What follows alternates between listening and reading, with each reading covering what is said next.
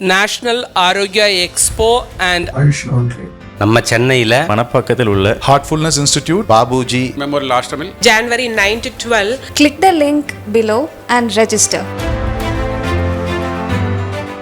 ஒரு ஸ்கூல் படிக்கிற குழந்தைகிட்ட எங்க திருப்பரங்குன்ற ஹிஸ்டரி எடுத்துட்டு வா அப்படின்னா நீட்டா எடுத்துட்டு வந்து பேஜ் பை பேஜ் உங்களுக்கு படிச்சு காட்டும்.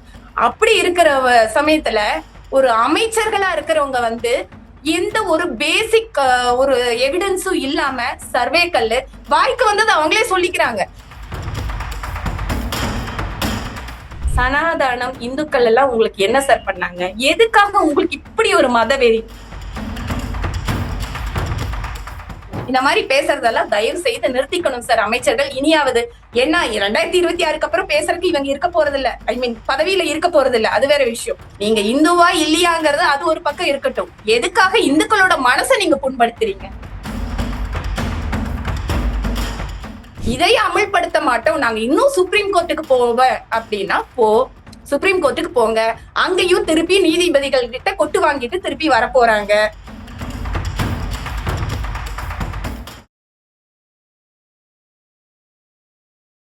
இளைய பாரத நேயர்களுக்கு வணக்கம். இன்னைக்கு நம்ம நேர்களில் நம்ம சிறப்பு விருந்தினர் கோவை தெற்கு மாவட்ட பிரச்சார பிரிவு செயலாளர் மற்றும் சமூக ஊடக அமைப்பாளரான காமாட்சி சாந்தகுமார் மேம் தான் நம்ம நினைஞ்சிருக்காங்க. மேம் வணக்கம். மேம் வணக்கம் சார். மேம், இப்போ திருப்பரங்குன்றத்துல இருந்து நம்மளுக்கு தீர்ப்பு வந்து இந்த மாதிரி தீபத்தை ஏத்துங்க அப்படின்ற மாதிரி ஒரு விஷயத்த சொல்லியிருக்காங்க.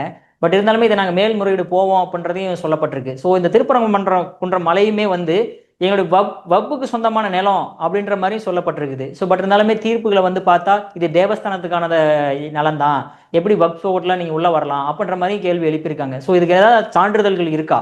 கண்டிப்பா சார். அதாவது கிபி 2ஆம் நூற்றாண்டிலிருந்து 3ஆம் நூற்றாண்டுக்குள்ள கோயில் உருவாக்கப்பட்டிருக்கலாம் அப்படிங்கிறதுக்கான ஸ்ட்ராங்கான எவிடன்ஸ் சான்றுகள் நம்ம கிட்ட இருக்கு.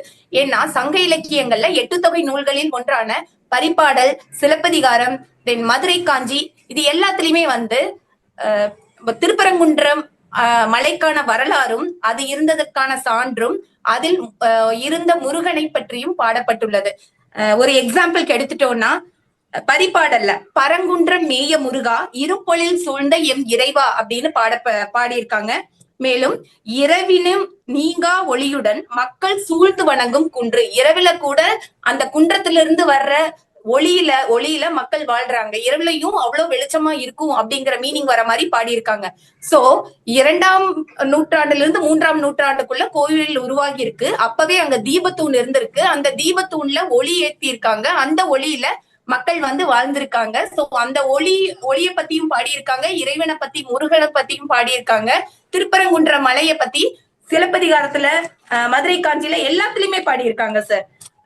சோ அதுக்கப்புறமா அதாவது 13ஆம் நூற்றாண்டுல அங்க வந்து சிக்கந்தர் பாஷா உடைய தர்கா உருவாயிருக்கு. இது எப்பன்னா 17ஆம் நூற்றாண்டுல. நம்மளுடைய கோயில் உருவான வரலாறு அப்படின்னு பார்த்தோம்னா சங்க இலக்கியங்கள்ல 2ஆம் நூற்றாண்டு முதல் 3ஆம் நூற்றாண்டுன்னு போட்டிருக்கு, சரிங்களா? சோ மதுரை காஞ்சியில கூட சொல்லியிருக்காங்க பரங்குன்றம் ஏறிய பாகன் அப்படின்னு முருகனை சொல்லியிருக்காங்க. இந்த மாதிரி எல்லா சான்றுகளுமே 2ஆம் நூற்றாண்டுல இருந்து 3ஆம் நூற்றாண்டு தான் சொல்லியிருக்கு. ஆனா 17ஆம் நூற்றாண்டில் உருவாக்கப்பட்ட சிக்கந்தர் பாஷா தர்காக்கு இந்த மலை சொந்தமானது அப்படின்னு பிரச்சனை எழுந்தப்ப அப்பவே வந்து இதுக்கான பல வாக்குவாதங்கள் போயிட்டு இருந்திருக்கு. அப்ப 1920 பாத்தீங்கன்னா, அதாவது சுதந்திரம் வாங்குறதுக்கு ஒரு 20-25 வருஷம் முன்னாடியே 1920லயே இத பத்தி நிறைய விவாதங்கள் போயிட்டு இருந்தப்பவே அப்பவே ஒரு ஜட்ஜ்மெண்ட் கொடுத்திருக்காங்க. என்னன்னா மொத்தம் கோயில் 172 ஏக்கர், அந்த 172 ஏக்கர்ல 33 சென்ட், அதாவது நெல்லித்தோப்பை சார்ந்த 33 சென்ட் தர்காவும் நெல்லித்தோப்பு பகுதியும், அந்த 33 சென்ட் மட்டுமே சிக்கந்தர் பாஷா தர்காக்கு சொந்தமானது, அதாவது அதனுடைய அதிகாரத்தில் உள்ளது. அதனால அதை விட்டு மத்த 172 ஏக்கர் பரப்பில் உள்ள குன்றம், அதாவது மலையை சார்ந்த கோயில் அனைத்தும் சுப்பிரமணிய சுவாமிக்கே சொந்தமானது அப்படின்னு 1920 ரொம்ப கிளியரா தீர்ப்பு கொடுத்திருக்காங்க. அதுக்கப்புறம் 1931லயும் இவங்க இதே பிரச்சனையை கிளப்பினாங்க. அப்பவும் நமக்கு சுதந்திரம் கிடைக்காதப்ப பிரிவி கோர்ட் அப்ப வந்து இருந்தது, அதாவது சுப்ரீம் கோர்ட்டுக்கு நிகரான ஒரு கோர்ட்.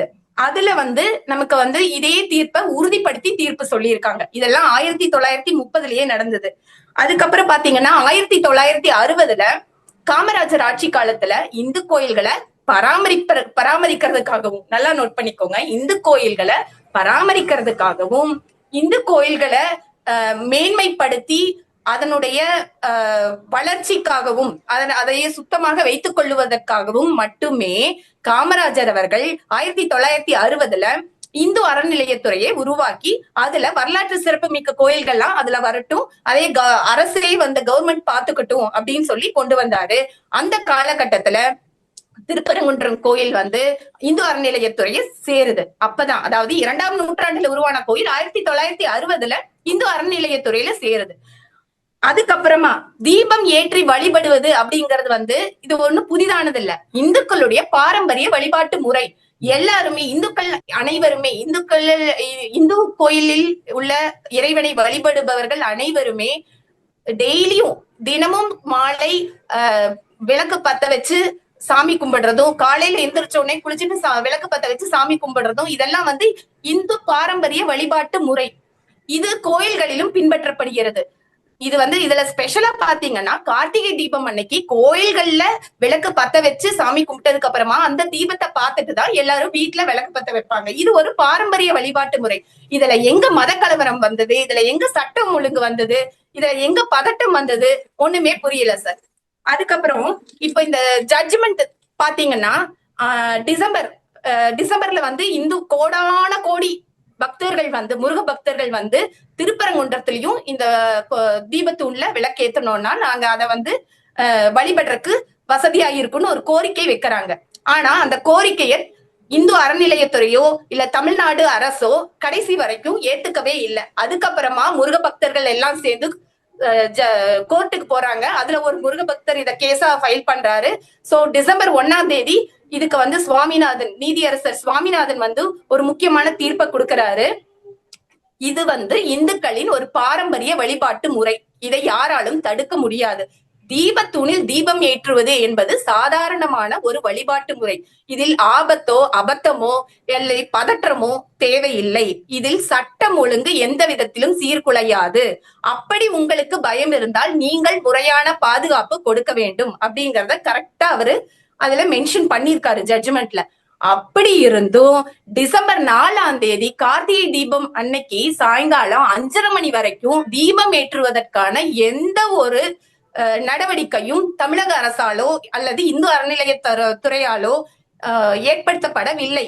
அதுக்கப்புறம் முருக பக்தர்கள் எல்லாம் கோபமாகி ஏன் இன்னும் ஜட்ஜ்மெண்ட் வந்ததுக்கு அப்புறமும் ஏன் இந்த மாதிரி பண்றீங்கன்னு கேட்டதுக்கு அப்புறமும் அவங்க இதுக்கான எந்த முயற்சியும் எடுக்கவில்லை. மாறாக அத்தனை கோடி இந்து பக்தர்களையும் இந்து பக்தர்களின் மனதையும் புண்படுத்தினார்கள். இதுதான் உண்மை. அதுக்கப்புறம் கண்டெம்ட் ஆஃப் கோர்ட், நீதியரசர் சொல்லி கூட அவங்க அந்த தீர்ப்பை நிறைவேற்றாம கண்டெம்ட் ஆஃப் கோர்ட் பண்ணாங்க.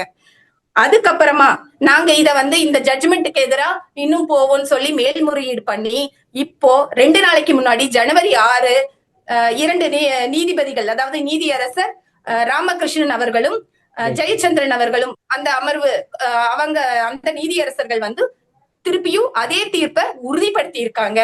அவங்களும் கிளியரா சொல்லியிருக்காங்க இது ஒரு வழிபாட்டு முறை. இதுல சட்டம் ஒழுங்கு, law and order fear is an imaginary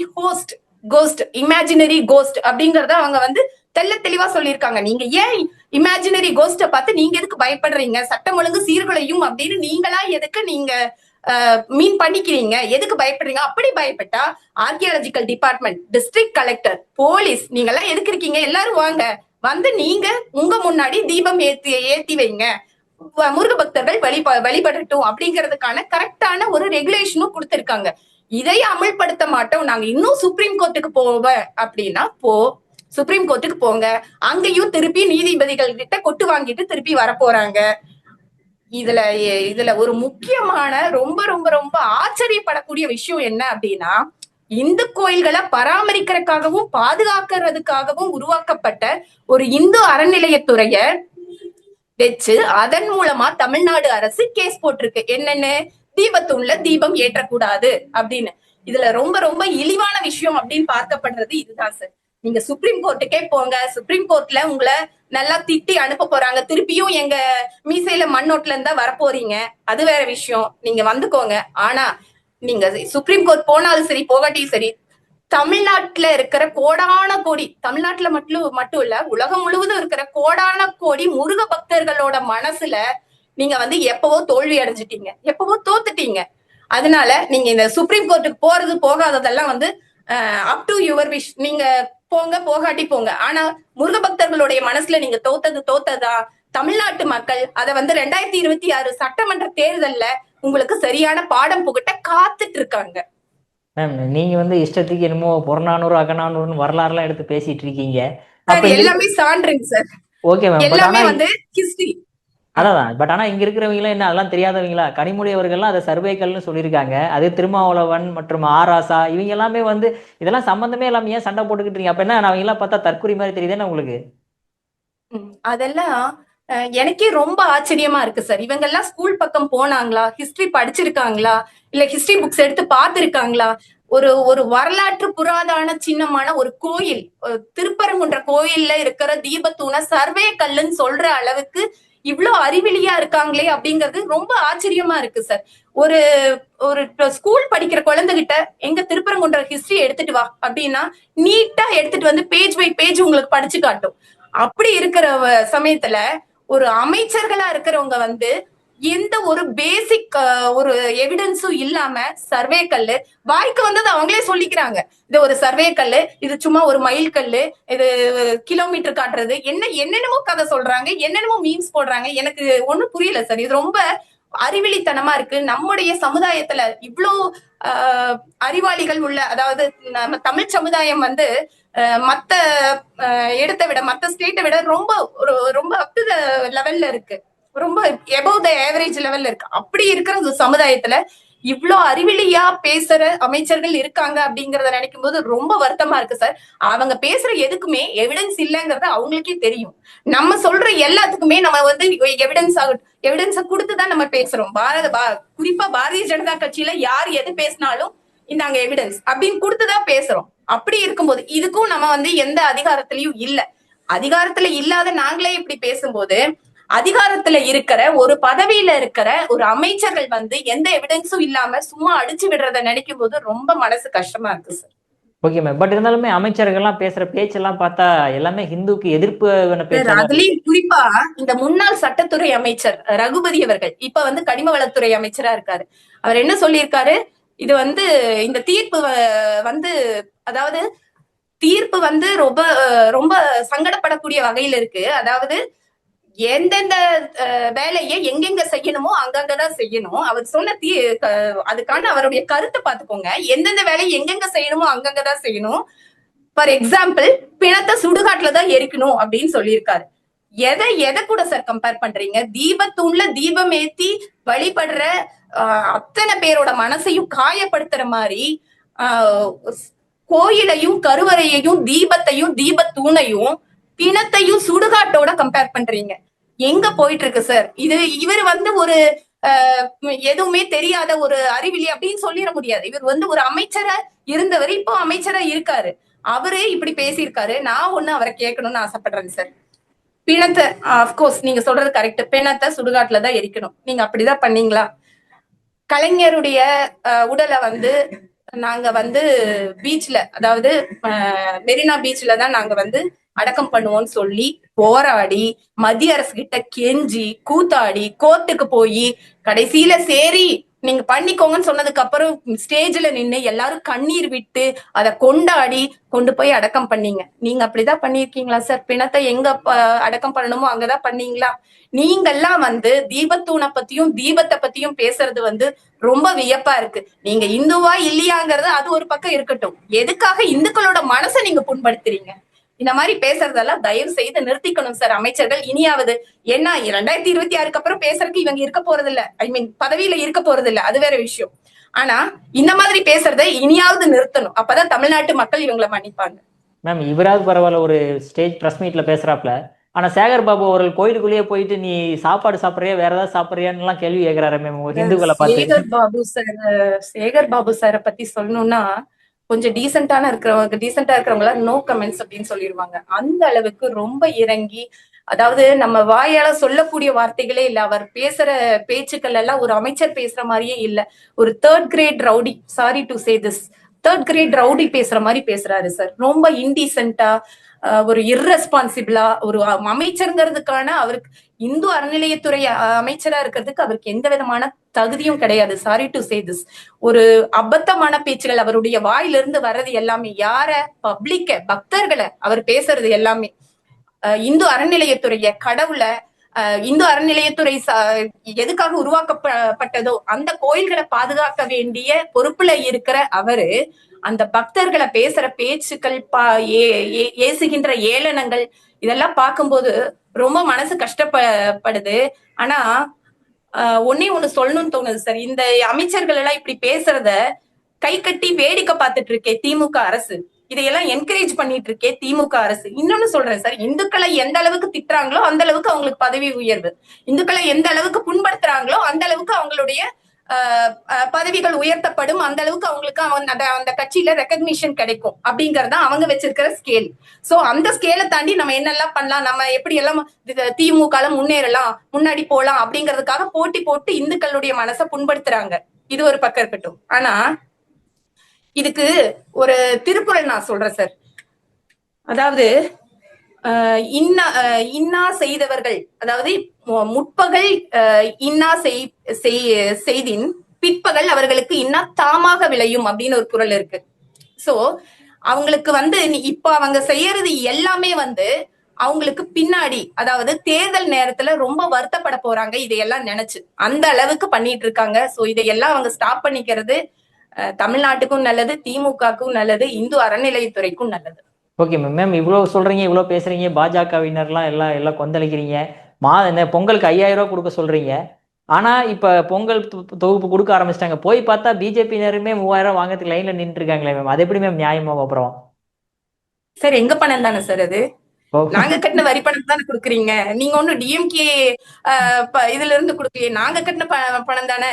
வீட்டு வரி உயர்த்தி இருக்கீங்க, இபி உயர்த்தி இருக்கீங்க, எல்லா வரியும் திமுக எப்ப ஆட்சிக்கு வந்ததோ அதுல இருந்து சாமானிய மக்கள் மேல என்னெல்லாம் நீங்க போட்டிருக்கீங்களோ, என்னென்ன வரி எல்லாம் போட்டிருக்கீங்களோ அத்தனை வரியும் நாங்க இப்ப கட்டிட்டு தான் வரோம்.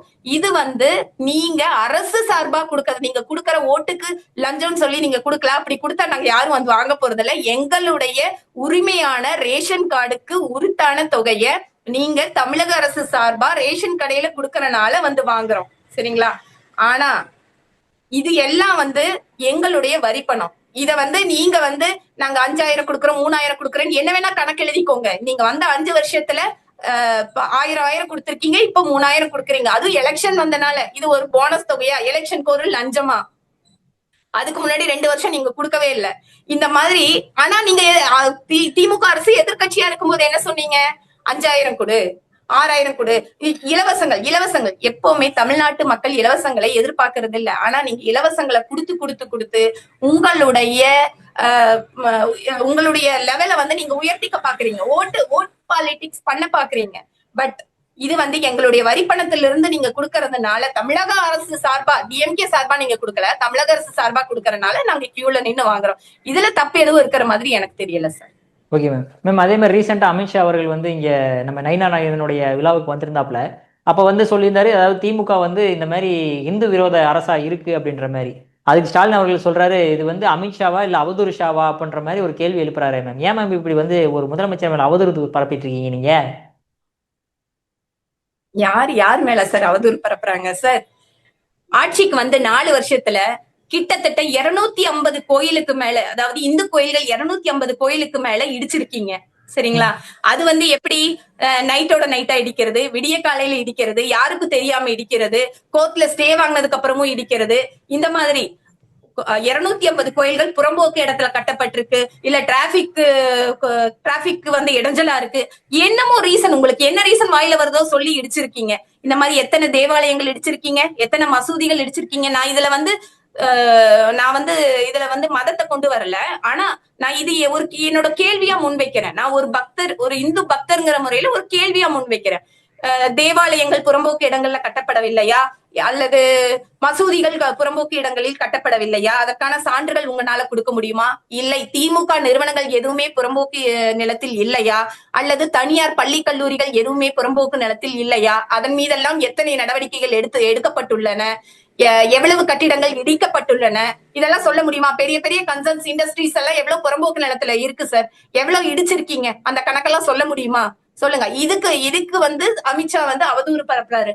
நீங்க தினம் தினம் ஒரு கோயில் இடிப்பு, தினம் தினம் இந்து மக்களை பத்தி தப்பா பேசுறது, இந்து கடவுள்களை பத்தி தப்பா பேசுறது, இந்து வழிபாட்டு முறையை பத்தி கேவலமா பேசுறது, இதையெல்லாம் உங்க திமுக அமைச்சர்கள் பண்ணிட்டு வராங்க. இதுல என்ன அவதூறு இருக்கு? இந்துக்கள் மனதை புண்படுத்திட்டு தானே இருக்கீங்க, டெய்லியும் இந்துக்களை பத்தி பேசிட்டு தானே இருக்கீங்க. இந்துக்கள் ஒரு நான் அதை சொல்லக்கூட விரும்பல, வேசி மகன்கள் அப்படின்னு சொன்ன ஒரு அமைச்சர் இன்னும் இருக்காரு உங்க திமுகல. அது மட்டும் இல்ல, இந்து பாடல்களை பத்தி தப்பா பேசுறது, வழிபாட்டு பாடல்கள், ஆன்மீக பாடல்களை பத்தி தப்பா பேசுறது, இப்படி ஒவ்வொரு தடவையும். இன்னொரு உங்களுடைய துணை முதலமைச்சர் என்ன சொன்னாரு? இந்து சனாதனத்தை ஒழிப்பேன், சனாதனத்தை அழித்தே தீருவேன், சவால் விடுறது, சனாதனத்தை அழிப்பேன்னு சவால் விடுறது. சனாதனம் என்பது டெங்கு மலேரியாவை போன்றது, அதை அழித்தே தீர வேண்டும், ஒழித்தே தீர வேண்டும், இப்படி எல்லாம் சவால் விடுறது. சனாதனம் இந்துக்கள் எல்லாம் உங்களுக்கு என்ன சார் பண்ணாங்க? எதுக்காக உங்களுக்கு இப்படி ஒரு மதவெறி? உங்களுடைய மதவெறி, உங்களுடைய இந்த ஒருதலை பட்சமா நடந்துக்கிறது, இதெல்லாம் பார்த்துட்டுதான் சென்ட்ரல்ல இருந்து வந்த அமித்ஷாவே சொல்லியிருக்காரு, இந்துக்களை ஏன் இப்படி போட்டு வதைக்கிறீங்க அப்படின்னு. இது அவருடைய மனசு கஷ்டப்பட்டு இங்கிருந்து போற நியூஸ் எல்லாம் பார்த்து சொன்னது. இதுல அவதூறுன்னு எதுவும் இல்ல சார், எல்லாமே அத்தனையும் உண்மை, அவதூறு அல்ல, அத்தனையும் உண்மை அவர் கூறியது. ஓகே மேம், கடைசி ஒரே ஒரு கொஸ்டின். இப்ப அந்த கொங்கு மண்டலத்துல திருப்பூர்ல ஏதோ மறுபடியும் ஒரு கோயில் இடிச்சிட்டு தான் நியூஸ்கள் வருது, என்ன நடந்ததுங்க மேம்? ஆமாங்க சார், அதாவது குமரன் குன்று கோயில் 40 வருஷத்துக்கு முன்னாடி 1980களில் கட்டப்பட்ட கோயில் குமரன் குன்று. இது கிட்டத்தட்ட 2 ஏக்கர் நில பரப்புல இருக்கு. அந்த கோயில்ல கோடான கோடி முருக பக்தர்கள் இன்றளவும் வழிபட்டு இருக்காங்க. அந்த கோயில நைட்டோட நைட்டா 5, அதாவது விடிய காலையில 4-5 மணிக்கு பொக்லைன் கொண்டு போய் இடிச்சு தள்ளி இருக்காங்க. இதுல ஏகப்பட்ட முருக பக்தர்கள் அந்த டைம்லயே கூடிட்டாங்க. அந்த இடத்துல ஒரே தள்ளு முள்ளு, அவங்கள புடிச்சு தள்ளுறது, அவங்க அதாவது காவல்துறை உங்கள் நண்பன் அப்படிங்கிறது வெறும் பேச்சளவில் மட்டும்தான் திமுக அரசியல். ஏனென்றால் எங்கெல்லாம் காவல்துறை போகிறதோ அங்கெல்லாம் ஒரு அடக்குமுறையை, ஒரு வன்முறையை கையாள்கிறது. அங்க நீங்க யார சார் பிடிக்க போயிருக்கீங்க? எதுக்கு சார் அங்க போயிருக்கீங்க? போய் பக்தர்களை போய் புடிச்சு தள்ளுறது, தள்ளு முள்ளு, அவங்கள தேவையில்லாம பேசுறது. இதுல என்னன்னா சார், அந்த கோயில இடிக்க கூடாது அப்படின்னு கோர்ட்ல இது புறம்போக்கு நிலம் அப்படின்னு சொல்லி அவங்க ஜட்ஜ்மெண்ட் வாங்கிட்டாங்க. ஹைகோர்ட்ல தீர்ப்பாயிடுச்சு, கோயில இடிக்கலான்னு தீர்ப்பு வந்துருச்சு. அதுக்கப்புறம் பக்தர்கள் சுப்ரீம் கோர்ட் போயிருக்காங்க. சுப்ரீம் கோர்ட்ல இந்த தீர்ப்புக்கு ஸ்டே போட்டாச்சு. இப்போ நிலுவையில இருக்கு ஸ்டே இருந்தும் கூட நான் இந்த கோயிலை இடிச்சே தீருவேன் அப்படின்னு ஒரு சவால் வச்சு போலீஸ அனுப்பி இந்த திமுக அரசு அந்த கோயிலை அத்தனை கோடி முருக பக்தர்களின் மனதையும் புண்படுத்தி இடித்து தள்ளி உள்ளது. ஒரு 40 வருஷம் பழமையான கோயில், அத்தனை பக்தர்கள் வழிபட்டு இருக்கிற ஒரு கோயில், அத்தனை பேருடைய மனசையும் புண்படுத்தி சுப்ரீம் கோர்ட்ல ஸ்டே வாங்கினதுக்கு அப்புறமும் அதை மீறி நீங்க அவசரமா இவ்வளவு ஒரு பதட்டமான சூழ்நிலையை அங்க உருவாக்கி, எங்கெல்லாம் இந்து கோயில்ல அதிக அளவு பக்தர்கள் போறாங்களோ அங்கெல்லாம் ஒரு பதட்டத்தை கிரியேட் பண்றது, அங்கெல்லாம் ஒரு மதக்கலவரத்தை உண்டு பண்ண முடியுமான்னு பாக்குறது. எதுக்காக சார் இப்படி ஒரு இந்துக்கள் மேல இப்படி ஒரு வன்மம்? ஒன்னே ஒண்ணு சொல்றேன் சார், இது எல்லாத்தையும் தமிழ்நாட்டு மக்கள் பார்த்துட்டே இருக்காங்க. அந்த நீங்க எந்த இறைவனுக்கு எதிரா இதெல்லாம் பண்றீங்களோ அந்த இறைவன் பார்த்துட்டே இருக்காரு. சரிங்களா? இதுக்கான தீர்ப்பு உங்களுக்கு மிக மிக விரைவில், அதாவது 2026 சட்டமன்ற தேர்தலில் உங்களுக்கான தீர்ப்பு காத்து கொண்டிருக்கிறது. அதை ஏற்கனவே தமிழ்நாட்டு மக்கள் எழுதிவிட்டார்கள். அந்த தீர்ப்பு உங்களுக்கு மிக விரைவில் தெரிவிக்கப்படும். Okay ma'am. மேம், அற்புதமா விளக்கம் கொடுத்தீங்க மேம். உங்க பொன்னான நேரத்தை இளைய பார்லமெண்ட் ஒதுக்குனதுக்கு மிக்க நன்றி மேம். மிக்க நன்றி சார், மிக்க நன்றி.